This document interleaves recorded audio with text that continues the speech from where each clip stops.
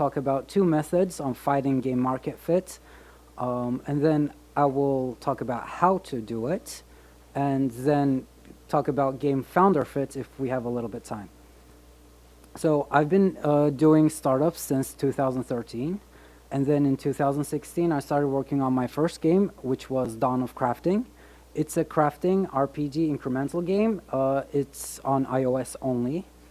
And then I started working on Colonisayo, which is my second game, and I still work on this game, which is web-based multiplayer board game, alternative to Settlers of Catan, if you know that game. Maybe you don't, maybe you do, but it's a pretty popular board game in USA and Europe. You want to True. Yeah, give me some time to translate.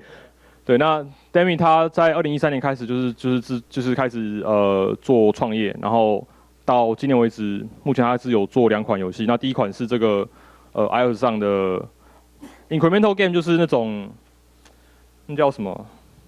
就是你就是一直做简单的点击，然后数值会越来越大，数值会一直上升，然后对，不算放置类，就是放置类是一种它其中的特性，但是它的特性就是你数值会越跑越高，越跑越高，然后你可能会看到什么文明进化，就是它会有很多很夸张的进化幅度这样。那这种游戏在文字类的网页游戏里面其实很多。那第2款是它现在在做一款就是类似卡坦岛的这个以网页游玩为基础的这个多人连线游戏。All right. So, which one of you know what product market fit is?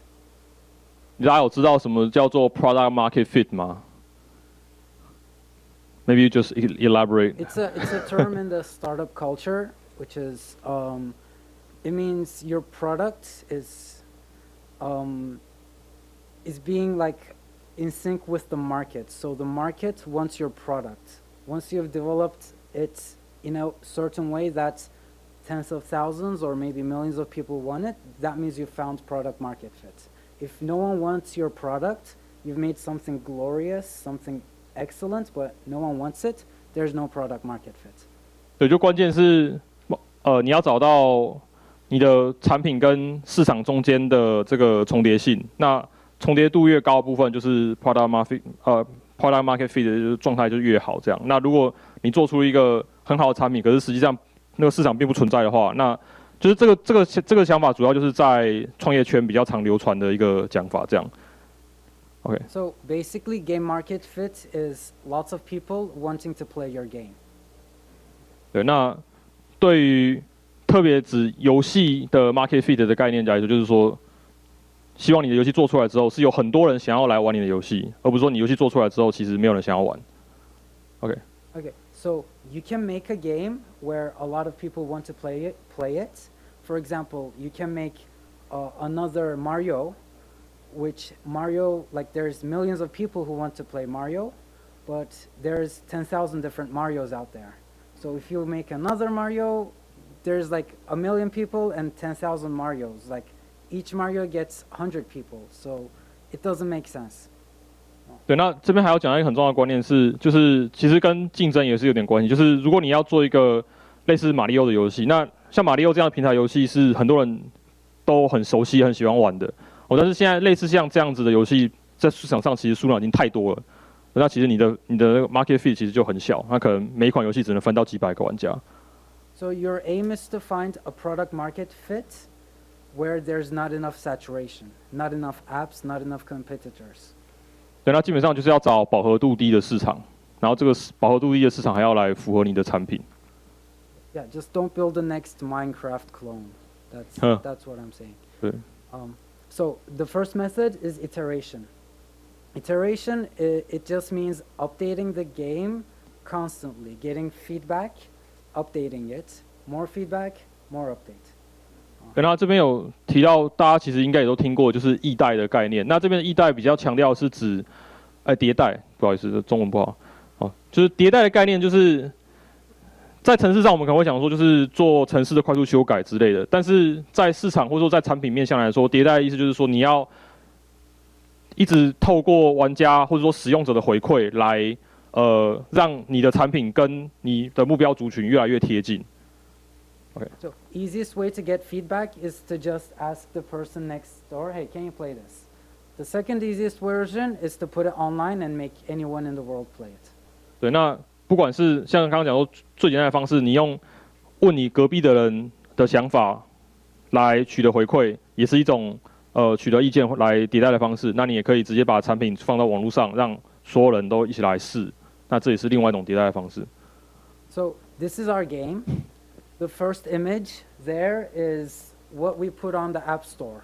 The first week we coded for a couple hours and then came up with that. And then the next week we turned it into that. The second week we turned it into that. 对，那一开始他在画面最左边是他最早把他游戏的出版放到 iOS 上的这个界面跟玩法设计，然后他下一个礼拜就改成中间那个版本，然后再下一个礼拜就改成最右边这个版本，就是每个礼拜都推出一个新版这样。There we just have maybe like 10 or 15 items, like foods, that's it. 对，然后在游戏中那个时候只有10到15个不同的素材可以使用。We kept on iterating it. We added more items, we added more functions, and we kept on changing all the UI. 对，那他这边就是在讲说，他游戏其实是一直不断的在修改当中，然后后来越加越多东西，然后使用者界面也是一直修改。And then sometimes we add new functions like that one, like there's forests, plains, people can go anywhere, blah blah. And then we sometimes like do a lot of stuff and then just delete them all because it's not working. So each iteration should make the game better, like this. Sometimes when we add stuff, it makes the game worse. So we delete it, we continue from here.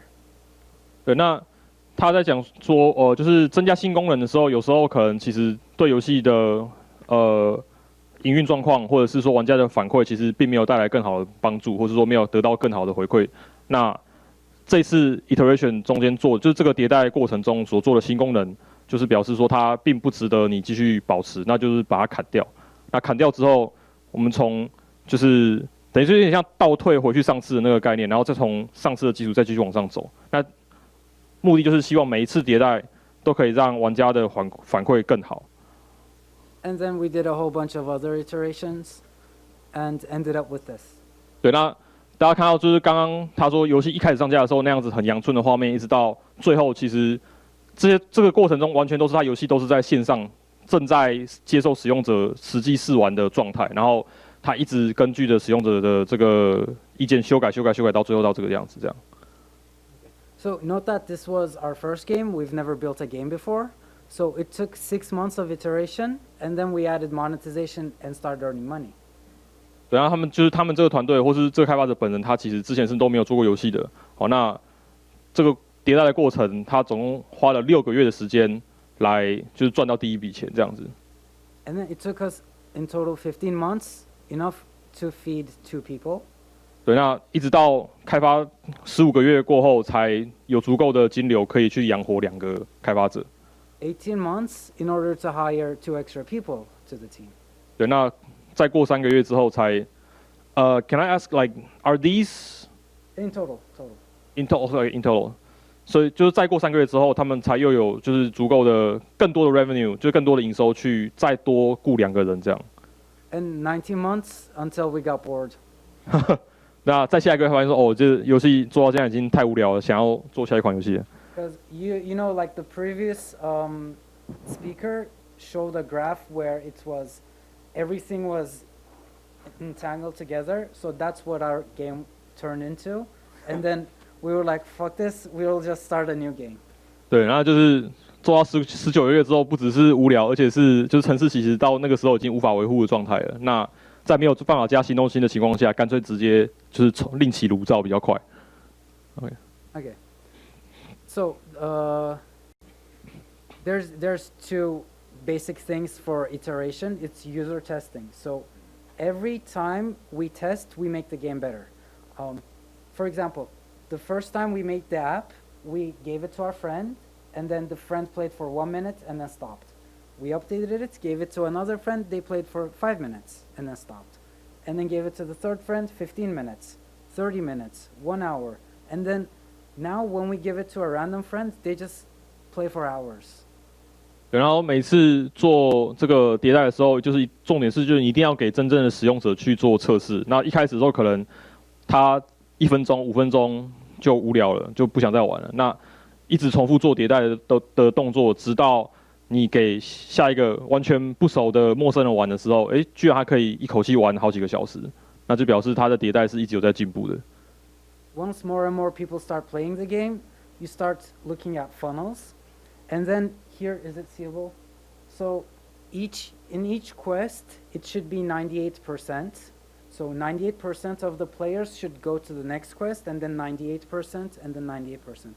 If it's 40%, it's not good. It sucks. Like there's something wrong there. So we give it to people, and then we watch them play, and then we fix why they're dropping. So we try to keep them above 95% and targets 98% for each quest. 然后就是第二个步骤，就是要这迭代的第二个步骤，就是要确定你的这个漏斗是有在最佳化状态。那这个 funnel 就是说你要怎么样让玩家不只是导流到你的游戏，而是你的游戏中它还可以一关一关一直过下去。那每过一关就像是过一个漏斗的那种感觉。那希望你每次过一个漏斗之后，你能留下来的玩家或者说使用者的数量都是要在就是95、98%这么高。So that number, like that 3-digit number, is your like retained players after each quest. Is that? Yeah. 所以你可以看到他们从一开始是1000人，然后有95%活到下一个 quest， 然后又大概95、96%活到下一个 quest， 然后就是一路可以保持这个数值。那如果说有其中一个任务导致，譬如说1半的玩家流失，那表示那个任务其实是一定有问题的，不管是 UI 设计上或是关卡设计上之类的，这样。So the pros of this method, it works 100% of the time. Like sometimes you do a bad development and the data goes down, but you fix it and then it just starts going back up. The cons are it takes very long time to actually build an innovative, a new product, something that you want, something that other people want. 对啊，这个方法的好处是，基本上如果你有掌握住迭代的精髓的话，理论上几乎所有任何情况下，你都可以找到就是你的玩家市场，就是你愿意支持你游戏的玩家。但是它的缺点就是说，这整个一直反复测试验证的过程其实是非常长的。So whatever your data is, it's like if you iterate it on for 3 months, it will go up for 3 months. If you iterate it on for 1 year, it will go up for 1 year. 3 years, it will just continue going up. Like that's the power of this method. It just goes up. 对，那就是这个方法的最厉害的地方，就是理论上你可以一直不断的基于现有的基础去往上增加你的就是游戏内容，然后增加你的玩家数量。那原则上你只要愿意一直重复，就是一直经营跟耕耘同一款作品的话，它应该可以一直保持这个成长。So the second method is inspiration. How many of you know Infinite Miner? Infinite Miner. No. Okay, so it was the game Notch stole Minecraft from. 对，那这款游戏就是其实，在那个 Minecraft 的作者去开发出 Minecraft 之前，有一款游戏就是叫做 Infinite Miner， 其实是有先做出来，可是那个游戏并没有真正的完成就是商业化，然后它只是丢出来给大家试玩而已。但是后来被 Minecraft 的原作者看到说，这个东西他要继续做，然后基本上 Minecraft 你可以严格上来说，你可以说 Minecraft 其实是有抄 Infinite Miner， 对，它只是抄了之后 Minecraft 就变成就是目前全世界最红的游戏。Okay, so this is another example of it. Dota, League of Legends. 对，那另外一种像这样子的，就是启发式的游戏设计或者说游戏成长的方式，就是说像 Dota 衍生出这个 LOL 也是很直接的关联。And this is the popular board game Settlers of Catan, and on the right, it's the game that we built, which is Colonist. 对，那他们Demi 现在在做这款新游戏叫做 Colonist， 就是殖民者。那它的游戏原型就是基于原本的桌上，大家应该很常看，就是有玩桌游的人应该都有听过，就是卡坦岛这款算是很知名的卡牌游戏。Okay. So good artists copy, great artists steal. 对，那这是毕卡索名言。Yeah. Okay. So the I will elaborate on the term steal. So among these, only Minecraft stole it because no one knows Infinite Miner. When you steal something, you make it your own. Everyone thinks that it's yours now, not the other person. 对，那他想要举例的就是说，就是在前面举的这3个例子里面，真正能够称得上偷的，其实是应该只有 Minecraft 这个案例，因为在 Minecraft 这个案例里面，所有人现在都认为像这样子的 Voxel 的开放世界沙盒游戏的创始者就是 Minecraft 这款游戏，那没有人会意识到原本的 Infinite Miner 是谁做的。So League of Legends didn't steal as well; they copied it. So they're not like as good artists. Like they couldn't steal Dota completely and destroy Dota. Minecraft copied Infinite Miner and destroyed it, and it became like the brand. League of Legends is similar to Dota. 对，那通常后继者就是所谓偷取前怎么讲，就是前面那款类似作品的方式的时候，通常前面那个作品一般来讲评价都还是会相当不错，就是不会因为说后面那个人把前面那个人资料的游戏的概念就是复制或是移植过去之后，就变成是只有后面那款游戏大家才知道。那其实像以 Dota 跟 LoL 有状况的话，就是2个游戏都还有各自有不同的支持者群众，那甚至很多玩家他2款游戏同时玩，并没有一款游戏取代另外一款的状况。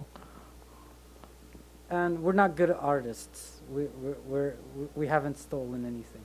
对，那就是 Demi 说自嘲，就是说他现在自己还没有做到就是 great artist 的这种程度，就是没有办法真的把他的后继产品去掩盖掉原作的这个名声。Okay, so the difference was this. Since we didn't have to invent new mechanics, try them out, and then it doesn't work sometimes, delete them, try new mechanics, and do this, we were able to build something that works in a much less time. 对，那其实 inspiration 这个概念的重点就是说，有很多其实有被市场验证过的玩法是可以直接在市场上，就是你就是可以直接拿来用的。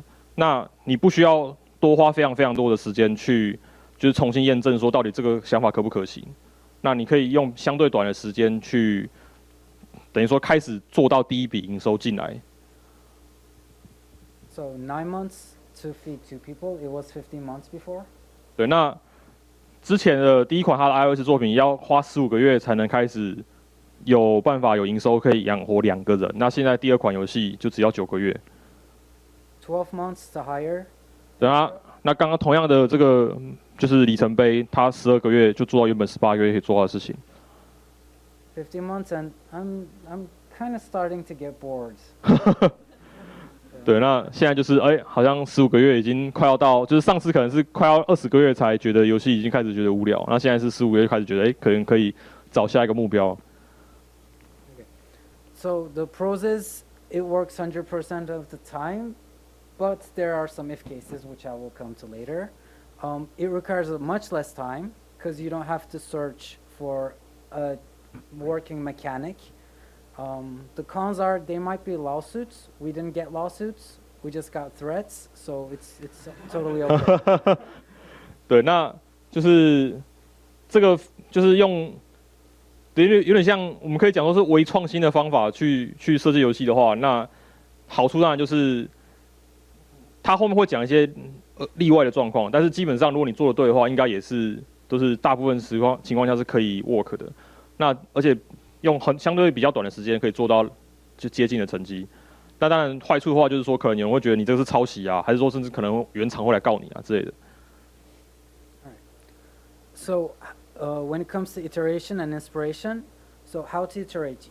There's like 2 methods you can use in general sense.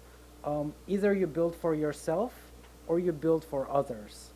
The first one is easier, building something for yourself. So if there is a concept, a game, an idea that you like and you want to play it and no one has built something like that, you go and build it for yourself. So that's what we did. If you're building for someone else, then you have to like get their ideas and then constantly get feedback. Is this good? Is this good? How do you want this? How do you want that? So it takes a lot of practice. So you should be building something that you want to play yourself. 那在讲到下一个阶段，就是迭代的就是实际要怎么做迭代这个动作的话，那有里面还是可以分成两种面向，一个是说你要做的东西基本上是以你自己为主体，就是你希望你自己想要玩，然后你这个东西是做给自己的。那另外一个是说你要做给别人，但是这个东西不见得你不见得自己是你自己想要做这个产品的客群。那这时候你就会需要一直去询问别人的意见。那这个东西就是在操作的难度上会稍微高一点。Okay, so the way to get inspiration is there's two ways. Either you're frustrated with the game that you play.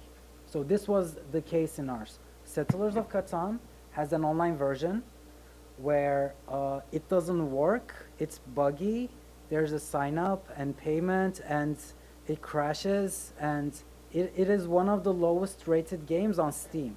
So one of the worst games on Steam, which has millions of dollars of production value.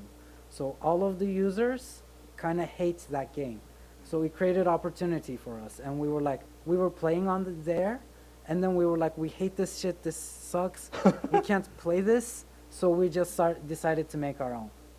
对，那另外刚讲到另外一个就是用微创新，就是用启发的方式来制作游戏、制作产品的概念，也是就是有分这两种面向。那第一个面向是刚刚 Demi 就是讲到这一段，就是说，其实他并不是没理由的想要去就是有个卡坦岛这样游戏，我就想要来模拟复制一份去做一个仿作，而是实际上确实是有卡坦岛这个游戏在 Steam 上有在贩售的。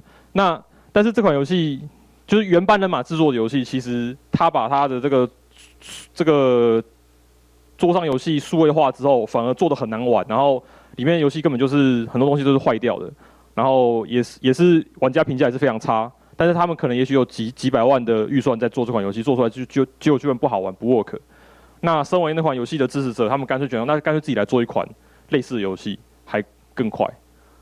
So the other thing you can do is revive dead games. I'm sure you've all played Sega in the old days, Nintendo, and then those games are not replicated right now, but the ones that you feel I love this game when I was a kid and no one makes it, just make it. And it'll probably have millions of players.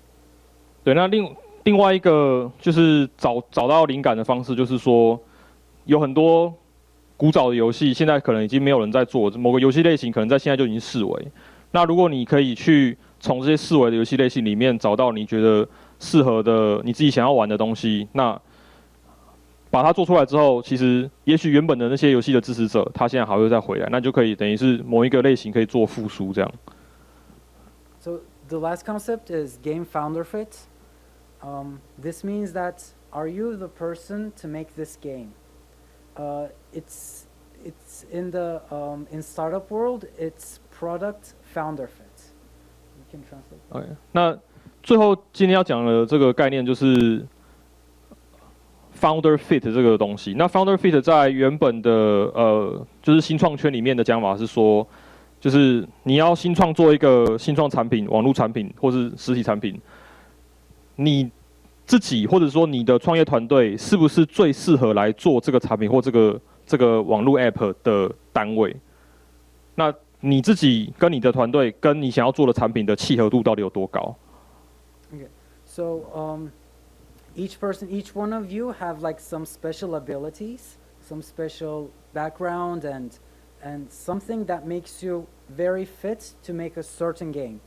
You probably can't build League of Legends or the next Counter-Strike or the next Minecraft, but you can build something else. For me, these are the top reasons why we were able to build Catan, and I will get into that. 对，那以他自己为例的话，就是他为什么会觉得他是很符合说为什么他是很符合来开发一款类似卡坦岛的电脑游戏的理由，是因为第一个就是他们这些人就是有这些特质，他这个团队喜欢原本的卡坦岛这款游戏，然后知道如何去开发多人连线游戏，对，然后有足够时间什么什么之类的，就是他们是自己在经过团队分析之后发现，其实自己是有能力做这样的产品的，然后才去做。So the person who is gonna make Catan should love and play Catan online. So that's maybe like 1 million people, right? And then that person needs to also know how to make multiplayer games, which is like this many people, maybe 1,000 different teams can make the game. And then that person should also not be in USA, Germany, or UK because of lawsuits, because of the the culture that they're raised in. Those people who have like the above two qualities, but who also have like the third quality, which is like they're living in USA or Germany, they tend to be afraid to develop something like this, so they never do it. But since I don't live there, I was easily able to do it. And that decreased it to maybe like 20 teams in the world, and then has enough money and time to develop the game, which is all of those people either work at a full-time job or like is studying or doing some other thing.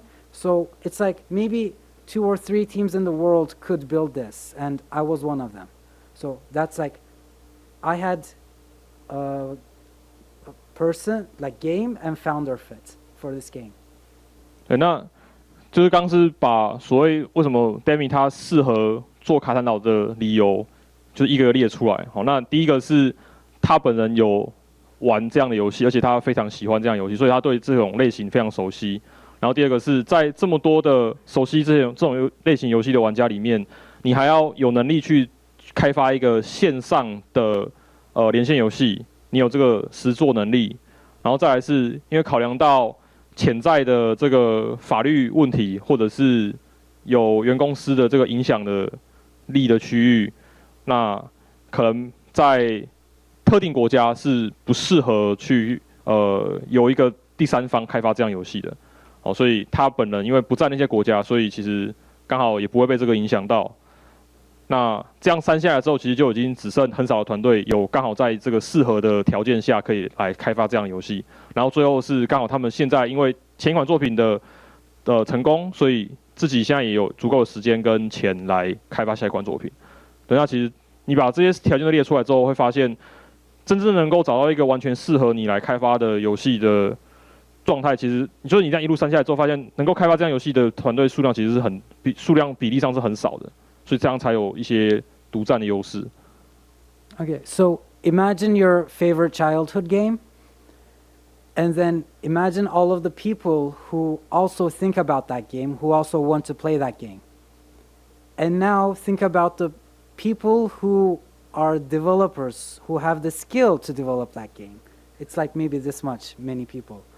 And then think about all of the people who have the time, energy, and the will to develop that game. It's like it's much smaller, maybe 5 or 10 people, maybe it's 0 people, because you don't see that game anywhere in the world right now. 对，那你把这个依照刚刚上列的想法，你也可以用这样的方式来检查，可能以前自己喜欢玩的一款很古老的20年前的，就是 pixel art 的游戏，好，然后当时的玩家可能也是数量不少，支持者不少，但是现在有能力开发这样的玩家的游戏的玩家，可能数量就没有那么多了，有开发能力的人就没有那么多，好，然后你还要有足够的能力，有足够的时间，有足够的这个动机，想把这样做出来，那其实你这样一路删下来之后，发现，有些游戏搞不好，现在有办法在做这样游戏，或是说适合在做这样游戏的人就已经很少，甚至是没有。那如果是没有的话，表示就你可以去观察嘛，就是可能也许过去10年中完全没有一款类似游戏出现，那就表示有能力开发或是有条件开发的团队，其实比例在现在来讲是很低的。那也许可能你是唯一一个。So overall, like maybe 1 million people still want to play that game, and then there's no one at the end of the funnel who's gonna make that game. And if you make it, you can just market it to that 1 million people. So you already have all of the players ready and willing to play that game. That's what happened to us when we built Catan. We got influx of lots of people just, okay, make it better, make it prettier, so we can play more. So that's what happened. And there's a lot of communities on Reddit with 10,000, 20,000, 100,000 members, which are kind of waiting for someone to build their favorite childhood game, and they continue talking about it there, and no one builds it. 对，那刚又讲回那个卡兰岛的案例，他们基本上就是也许有100万个这样子的游戏玩家，但是到最后用这个方法检视下来，发现有能力做的团队可能就只有几个团队。那 Demi 刚好是其中一个适合这样开发的团队，所以如果他们做出来了，基本上是在那个环境里面是没有相关的竞争者存在的，你可以直接的把你的作品就反向的推给原本你设定的那个市场，也许有几十万人，也许有几百万人。那像这样子的市场，你可以用 Reddit 之类的一些网络论坛去检视。其实有很多人他创造一些特定主题的 Reddit， 就是要讨论一些过去的老游戏或者特定的游戏主题。但是在目前这市面上，也许其实他们要讨论的那个作品并不存在。那你如果能够去发掘，就是这些像是某些小群体或是口袋里面的一些只在某个口袋里出现在聚集的这些人的话，其实他们每个都是利基市场。So overall, make your favorite childhood game. Thank you for listening. 对。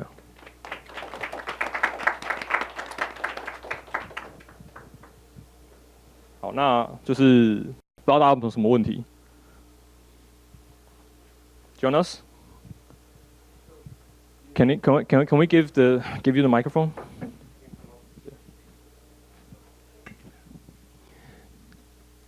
You were talking about retention and optimizing and iterating Yes. on funnels and looking at data. Yeah.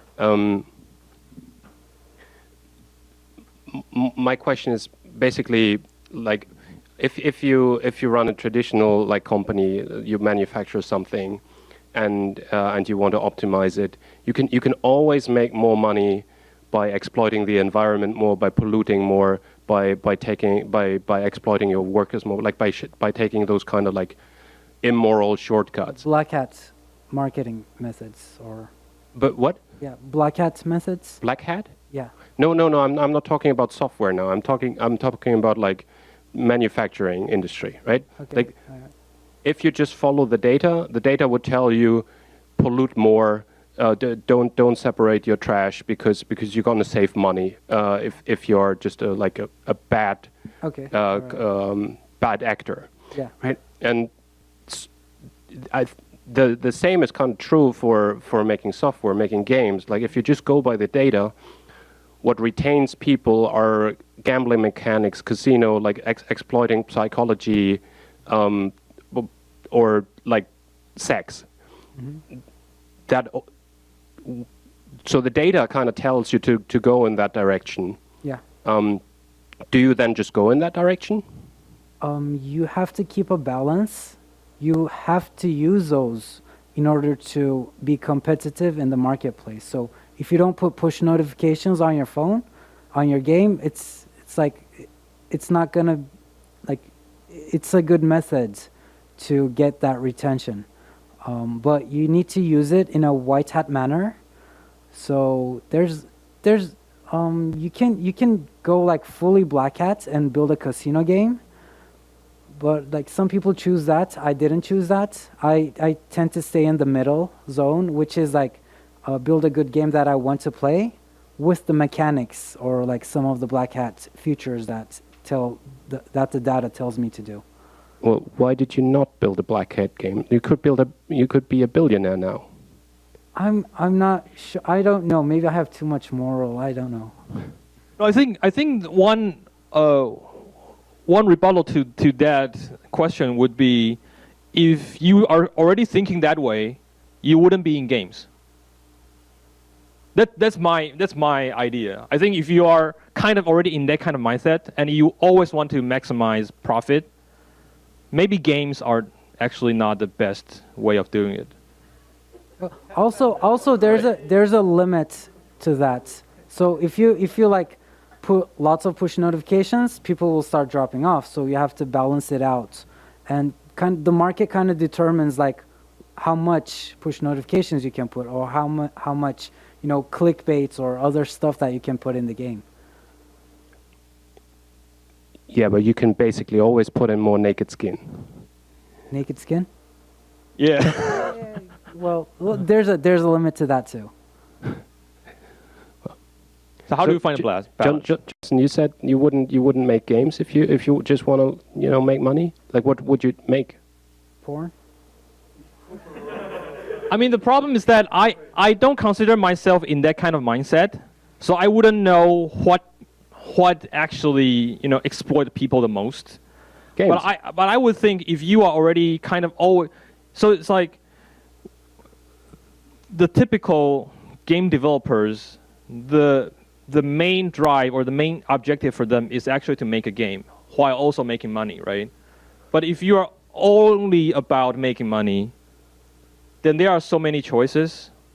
Like if you really don't care about which kind of craft or kind of like art or medium you are in. Right. I think I get what you're saying. Yeah. What I'm trying to get to is that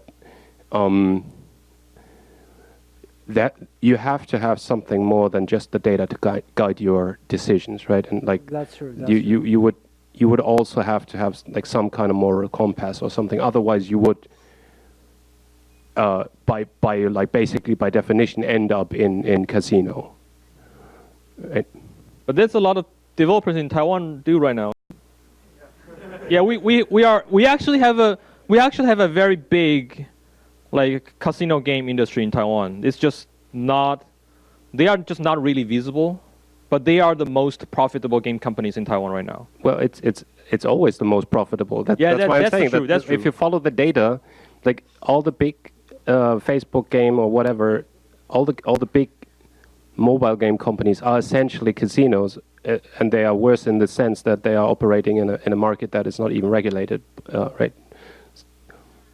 Okay, well, I think I don't translate this whole conversation, like just the gist of it.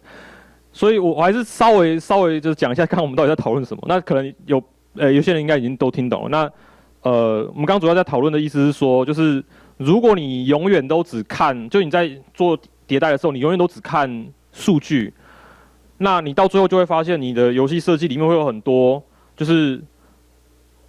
像现在很多手游的状况一样，就是说，你就是用各种想尽办法、无所不用其极的去推播讯息啊，然后去想办法把你的 retention 拉到很高啊，然后里面可能有很多类似已经接近是赌场的这种心理学的这种设计应用。那这样子，你的游戏到底还算不算是你自己想要玩的游戏，或者说这个游戏到底是不是还是一个好产品？其实到那个时候界限就很模糊，就单纯是你要从游戏设计的角度来看，还是说你要从这个游戏制作者的道德的角度来看，还是你要单纯从钱的角度来看这件事情，就变成是你要自己去决定这个平衡点。那我想刚刚的概念应该就是大家应该会有各自不同的拿捏的那把尺，我想应该每个开发者心中的那把尺都不太一样。对，那我觉得就至少大家可以同意的是，走向特定一个极端应该不会是好的解法。譬如说，你永远都不管市场，然后你就是非常的艺术性，你就只做你自己想要玩的游戏，这应该不会是一个大家通常人可以接受的状态。那你完全都不管玩家的感受，你只相信数据，什么东西都要看报表，什么游戏设计决定都是由报表来决定你的下一步要怎么做。可能绝大部分在现在的游戏的这个开发者生态圈里面，应该也绝大部分不是这样想的，对。但是就大部分应该是在光谱的中间的某一个位置上，那大家可能就是要自己去找到自己的定位，这样。我自己的感觉啊。Yeah.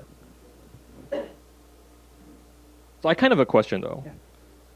You said some unnamed company probably threatened you about lawsuit or something. Can you elaborate on that? We got an email from their lawyer. I Right. think that's as much as I should elaborate. Right, okay. But that's the original company for Who made the game? Original board game. original board game, okay.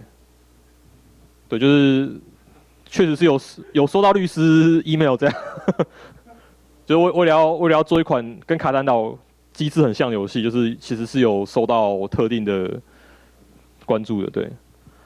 但是这个东西到底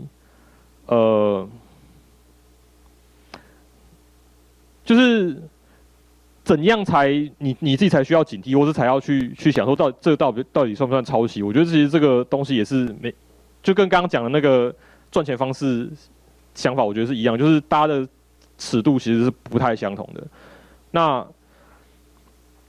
通常同一把尺放到不同的游戏类型的比较的时候，或是在不同的特定情况下的时候，你会发现那个尺其实是没有办法一刀切的。譬如说，你用某一些说 A 超 B 的那个标准去看的话，你可能你会说，哦，那音速小时是不是超马里奥？对，就是这种判断基准在不同的游戏时期，在不同的平台上，在不同的游戏类型之间，其实比较的基准都不太一定。那法律上规定就很简单嘛，就是你只要没有去偷别人的图，然后你没有去直接砍人家一段程式码，还被抓到，其实法律上你不会有事。对，那就是这个中间后续要怎么样去拿捏，我觉得每个人的看法应该不太一样。Yeah, I was basically talking about what categorized as plagiarism and what is In-game development? yeah in game development. So like what is copyrightable and what is the difference between I'm just inspired by that and actually stole something from that? So we're not inspired.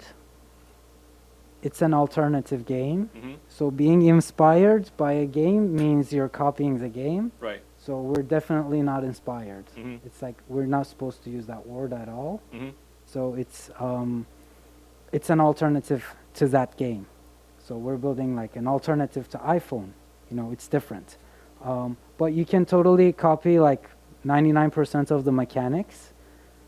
But you should not copy any assets at all. And in their copyright, it says that, you know, these words or these images, icons, or whatever is copyrighted. So like reading those and then not doing those, it works. So just like if you want to copy something, just copy the game, change the artwork. That's it. Yeah.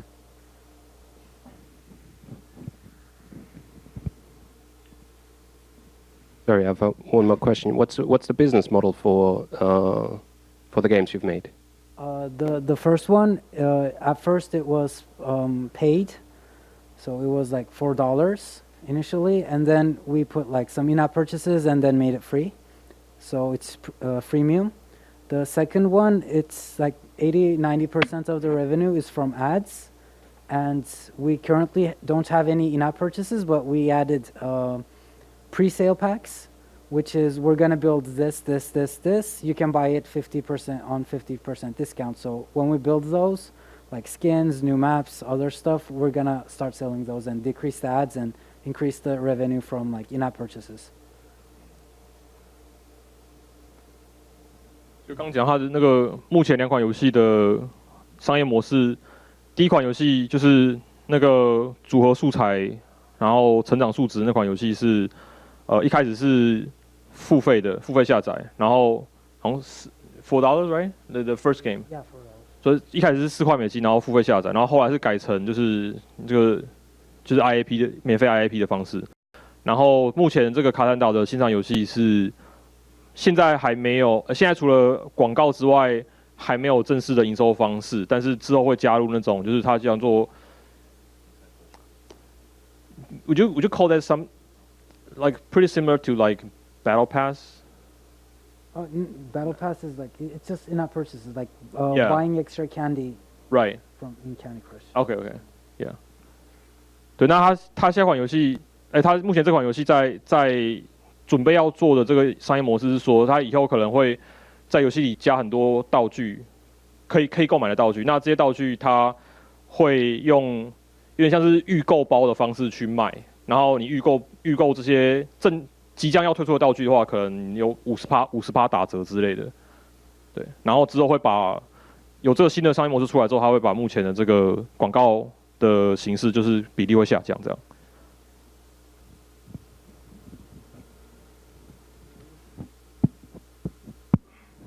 还有其他问题吗？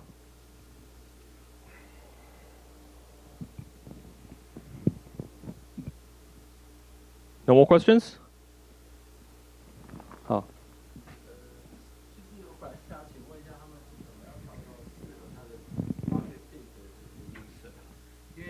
我觉得刚刚在讨论一个问题，就是，就是 user testing， 我们怎么去 identify 一个就是适合这款游戏的所谓的 user 来做测试？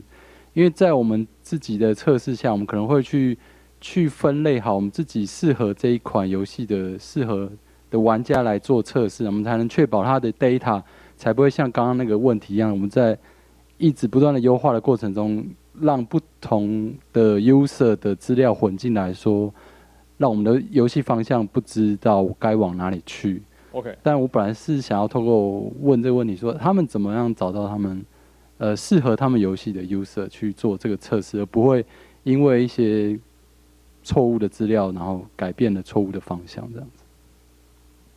So, can you talk about how do you actually find the, or maybe I'll ask another question first. How do you define what is the correct or like the actual target audience for your game? Like just from the user testing data, right? Yeah. But if someone is just not fit for your game, they can give you like wrong answers or like the answers that are not going to actually improve your game, and maybe your game design would diverge. Yes. How do you actually prevent that from happening? So I am the user of my game. So if I'm not having fun with that future, that means my target audience, which is millions of people who are like me. So I'm targeting myself. That's why it's easy for me to build stuff that I like rather than stuff that like other people likes. 所以基本上它还是以自己为标准的模板这样子，然后再去寻找说哪一些 user 可能是符合他自己的样板这样。对。Yeah. So user testing comes like beneficial here, where since I built the game, I know what's gonna happen. It's very easy for me. But when I give it to a user who's just like me, but haven't played the game at all, it's very hard for them. So that's where user testing helps a lot. So when a developer builds something, the hardness level is here, where the developer needs to bring it down here in the actual marketplace for like someone who has never played it before. So that's what's like every single developer comes across.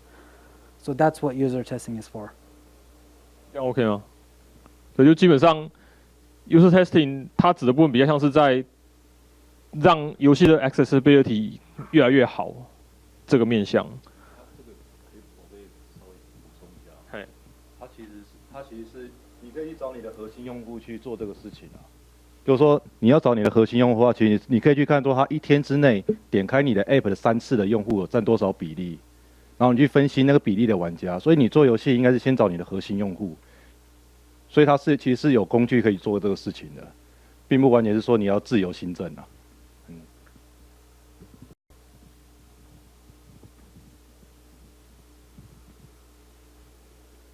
Okay, anything else? 还有其他问题吗？